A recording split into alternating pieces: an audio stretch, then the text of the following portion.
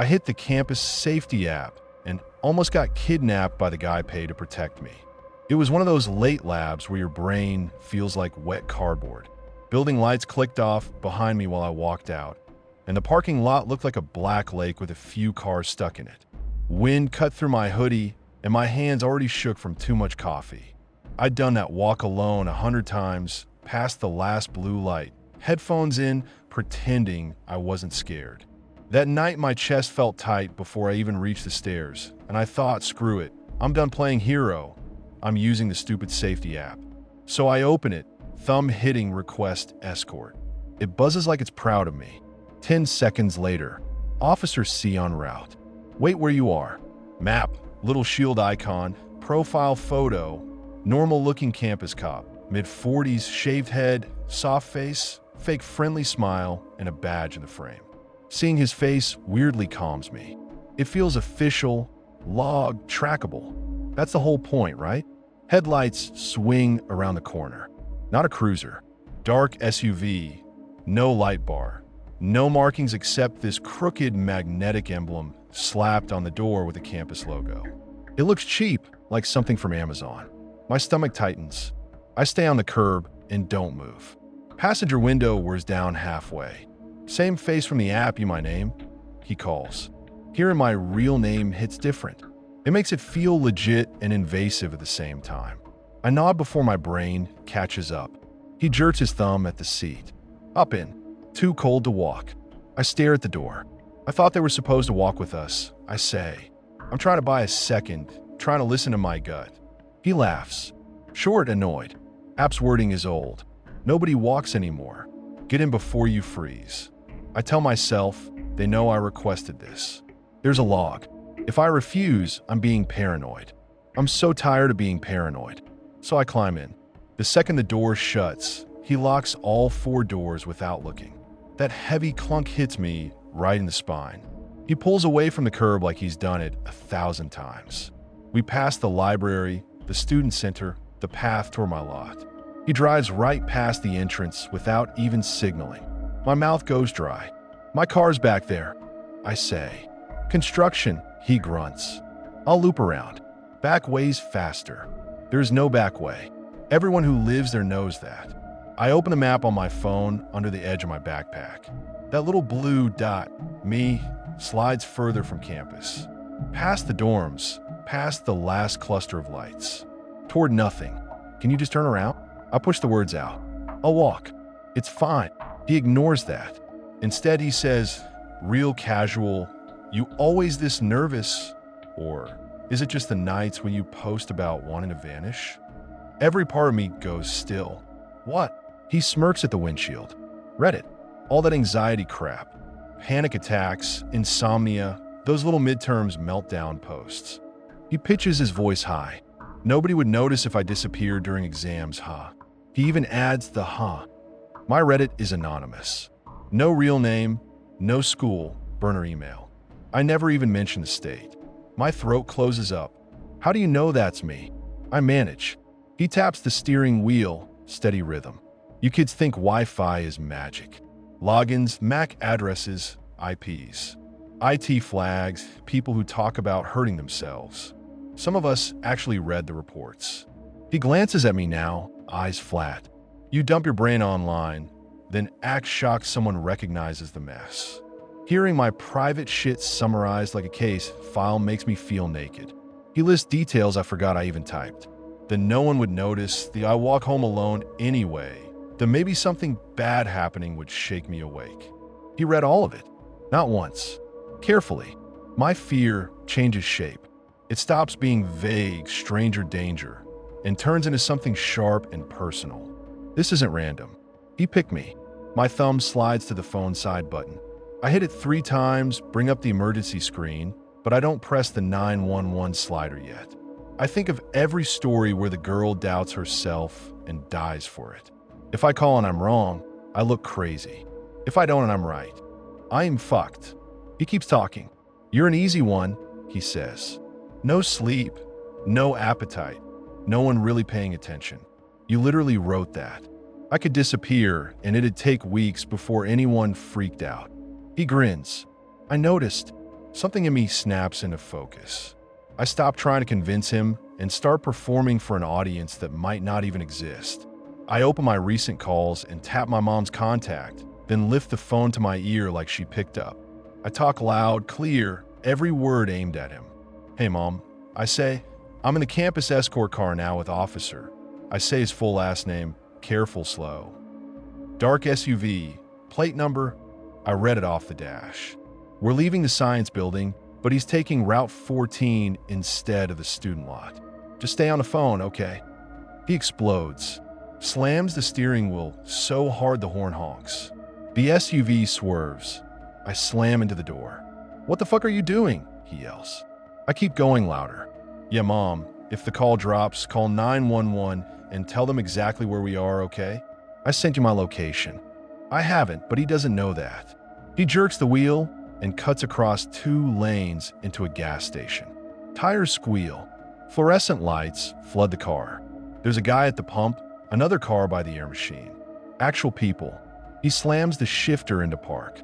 "Get out," he snaps. His voice is low and shaking with rage. "You dramatic bitch. You know how many ungrateful kids I babysit, and you pull this?" I yank the handle. Thank God he unlocked it in the chaos. Cold air hits my face and my legs nearly buckle, but I get out. I make sure I talk loud enough for the guy at the pump to hear. "Yeah, Mom, we just pulled in the speedway off 14. I say, still into dead air. "I'm getting out of the car now." Officer, his name again, is dropping me off. Pump guy looks over. Our eyes meet. He frowns at the SUV. "Good. Witness." The officer leans across the passenger seat and hisses, just for me, "You have no idea what you just lost." Then louder, "Next time, don't use the app if you can't handle real help." He peels out of the lot. No siren, no lights, just gone. I stand there under buzzing gas station lights with my phone still to my ear, hands shaking so bad I almost drop it. Then I actually call 911. This time for real. My voice comes out high and broken. I still manage his name, his car, the route, the app. They transfer me to campus police. I expect urgency. I get a bored dispatcher asking me to slow down. 2 real officers eventually show up, marked car, actual uniforms. They sit me on the curb and ask the same questions again, like maybe the answers will change. When I show them the app notification, it's gone. The escort history for that night is empty. We don't have an officer C on our escort roster. One of them says, scrolling. He even tilts the phone so I can see the list. No C. There was a picture. I say, my teeth chatter. His face. His name. You sent him to me. They trade a look. App glitches happen, one says. Students make fake accounts, pull pranks. It's midterms. Stress does weird things. I want to scream. Instead, I file a report, go through the same story again the next day in a beige office while a guy types too slowly. IT doesn't see anything unusual in the logs. Admin sends me a polite email about online safety and mental health resources. Nobody says, someone hijacked our safety system and used your breakdowns as a hunting guide. I deleted my Reddit the second I got back to my room. I deleted half my search history for good measure, like scrubbing prints off a weapon. I stopped walking alone after dark. I flinch when an SUV slows near me. I still have a safety app because part of me thinks deleting it means pretending this never happened. I don't use it. I just stare at the icon and remember that locked door clunk. They say there's no Officer C, no record, no proof. But someone knew my route, my posts, my schedule, and exactly where the cameras ended. Someone drove me just far enough past the last blue light to see how I'd react. That's not a glitch. That's a person. To the fake cop who knew my route, my posts, and exactly how far past the last blue light he could drive before I really fucking panicked. Let's not meet. Ever.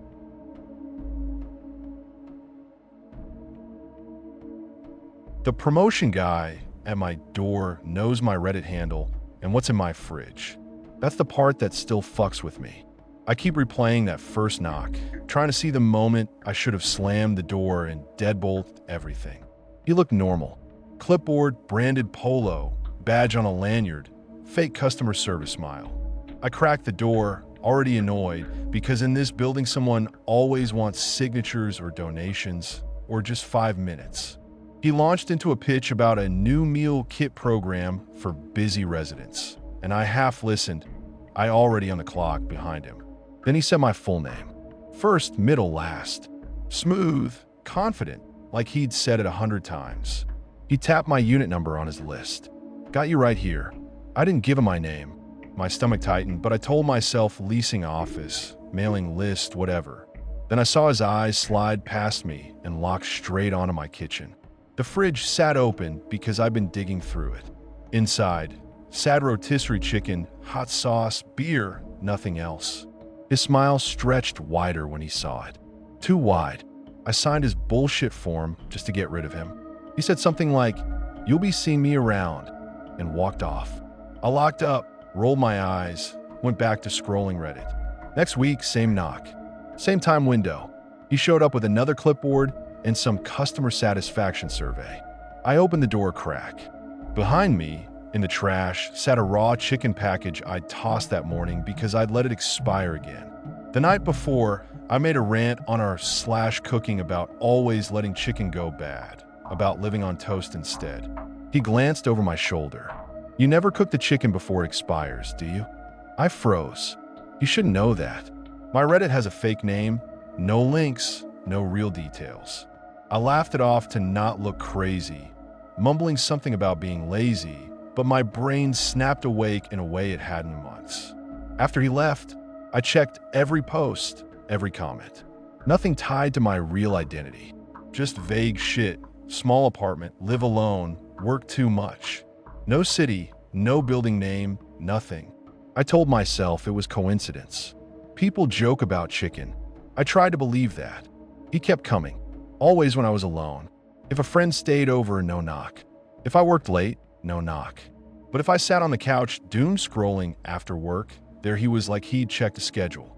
Sometimes it was a coupon update, sometimes another system form, sometimes just need your signature again, my boss fucked up the paperwork. And every time, he leaned and looked. Fridge, sink, balcony door. He logged my mess like data. I started pushing back.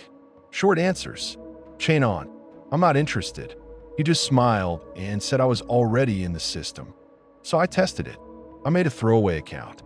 Different email. I went to our city subreddit, tagged the neighborhood, and posted, "Anyone else always forget to lock their balcony door? 3rd floor, brain mush after work. I swear I'm asking for trouble." No details beyond that. No building name. Nothing that should have narrowed me down. Next time he came, I watched him through the peephole before I opened. Same polo, same clipboard, same two-still posture. I slid the chain and opened a crack.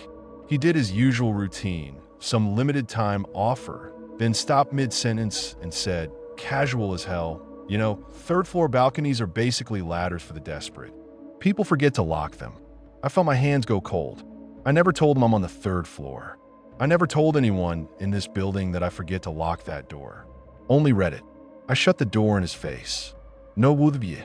He didn't knock again, but his shadow stayed at the bottom of the door for a while, just standing there listening. That night, I went nuclear. New passwords, new email, 2FA, nuked every post I could stomach deleting. I turned off anything that said location. I covered the webcam with tape like a stereotype. It didn't make me feel safer. It just confirmed I needed to be scared. Then the bag started. First one appeared 2 days later. White insulated bag, no logo, no note.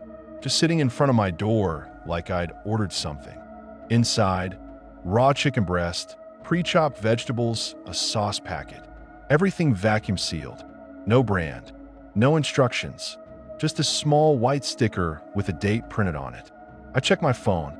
No orders, no charges, no email, nothing from DoorDash, Uber Eats, any of it. That date on the sticker, it matched the night before. The night I made a post on my fresh throwaway account about feeling too tired to cook or even fight with myself about it. Next week, another bag, different food, same style. Sticker date, again, matched a night I'd posted about skipping dinner, about wanting to just sleep. It didn't matter that I'd changed usernames. Didn't matter that I'd stripped out details. Every time I mentioned food, exhaustion, my kitchen, a free meal kit showed up, I stopped touching them. Left them outside until the smell leaked and neighbors started complaining. Then I double-bagged them and hauled them straight to the dumpster, hands shaking the whole time. The meat looked fine. The packaging looked professional, but it felt like bait, like a hook. I finally called the number on his badge. It rang through a maze of automated voices, then dumped me on some customer service rep. I gave her his name, badge number, description, building address. She put me on hold, came back, and said their company hadn't done in-person promos at my building for over a year. No one by that name worked there. No contractor, no temp, nothing. I asked if maybe he was old staff. She said she'd checked. He's not in our system at all. Something in me broke then, because if he wasn't with them, he'd made that whole identity from scratch. The badge, the polo, the forms. All to stand at my door and talk about my fucking chicken. I went to building management. They shrugged, said solicitors slip in sometimes, promised to keep an eye out. They didn't ask for the photo, didn't check cameras. Assuming those cameras even work, I went to the police, sat under buzzing lights, fingers clenched around my phone, and laid it all out. The visits, the comments, the Reddit posts, the anonymous food. They asked if he'd threatened me. I said no. Touch me? No. Try to force his way in? No. They traded that look that says wasting our time and told me, almost word for word, nothing he's done is technically illegal. Don't answer the door. Call if he tries to break in. Cool. So I get to wait until the part where he breaks in. Last time he knocked, I didn't open. I stood with my eye pressed to the peephole, phone in my hand. He was closer than usual. His forehead nearly touched the door. He didn't knock again. He just tilted his head like he was listening to what was happening inside. To my breathing, to the TV, to the floor creaking under my feet. He stayed like that for at least a minute. No clipboard this time. No fake smile. Just that listening posture. Then he bent down and slid something under the door. A single folded piece of paper. Didn't say a word. Waited another 10 seconds. Walked away. I didn't touch the note until I heard the elevator doors close. Even then, my hand shook. Inside, in neat handwriting, I worry when you don't answer. You have to eat. I recognized the shape of some letters. The way he wrote my name on those fake forms. Like he'd practiced over and over writing about me. Now I keep a chair under the front door handle. I know it's useless, but it lets me sleep sometimes. I keep the balcony locked and checked, then checked again. I tape paper over the peephole at night, so I don't picture an eye on the other side, inches from mine. I don't post about food anymore. I barely post at all.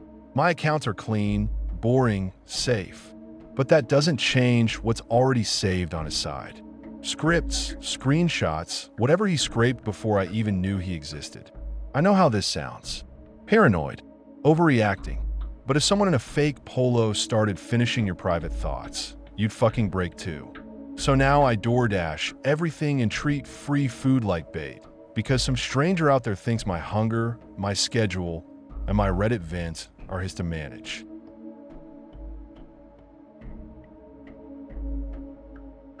I quit my hotel night job after realizing my coworker only checked on rooms booked by women traveling alone. Front desk, highway hotel, graveyard shift. Place sits off an exit where trucks idle all night, and people only stop because they're too tired to keep going. Mostly truckers, families, the occasional flight crew. Nothing glamorous. I took the job because it was quiet and nobody bothered you much after midnight. That was the sales pitch, anyway. My coworker Dan loved it in this way that felt too enthusiastic. Most night guys stare at the screen like it's sucking their soul out. He came in grinning, wired, always moving. Knew every camera blind spot, every room with a loose latch, which doors needed a shove to lock. He talked about the building like he'd mapped all its weak points. We're supposed to use the master key only in emergencies. Lockbox, log sheet, manager sign-off, the whole spiel. Dan just kept it in his pocket like a fucking fidget toy. Said it saved time. During slow hours, he'd vanish to check ice machines or reset TVs or help housekeeping, which made no sense at 2 a.m. I started noticing entries in the lock system when I did audits. The software logs every use: time, room, key ID. I'd see master key, access granted at 3:12 a.m., 3:48 a.m., always in rooms that never called the desk, never reported issues. Single occupancy rooms. Lots of female names on those reservations. I remember staring at the screen thinking, okay, maybe he's thorough, maybe he's paranoid about fire alarms or something. My brain looked for excuses because I needed the paycheck and I didn't want my coworker to be that kind of monster. Then we got a convention weekend. Big corporate thing. The lobby filled with women in business suits, name badges, rolling carry-ons. Tons of solo check-ins. Long travel days written all over their faces. Most of them grabbed their keys, asked about breakfast, said, "I'm dead on my feet," and went straight up. I watched the D&D signs start appearing on the board like red flags. That's when I noticed Dan doing something new.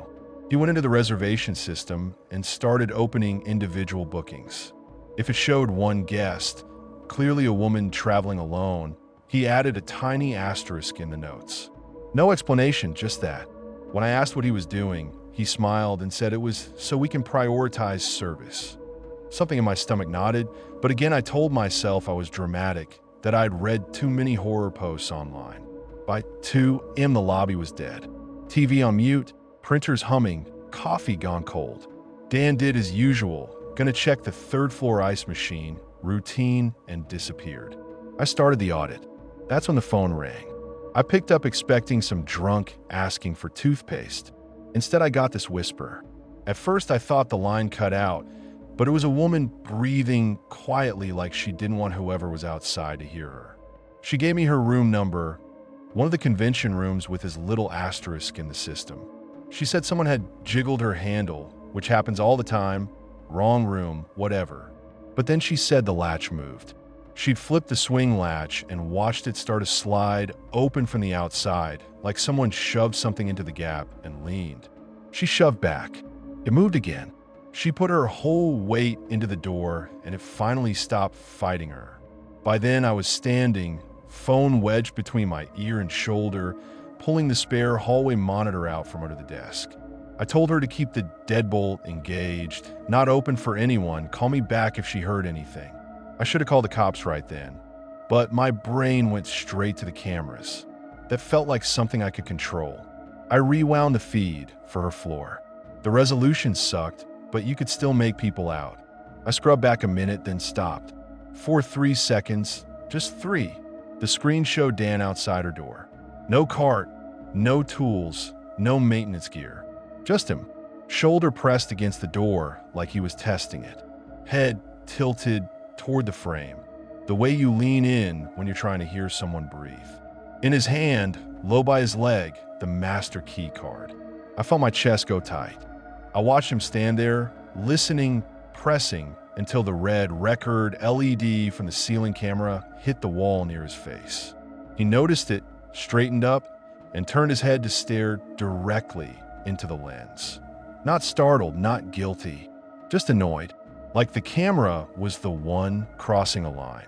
I hit pause so hard the mouse clacked. My hand shook.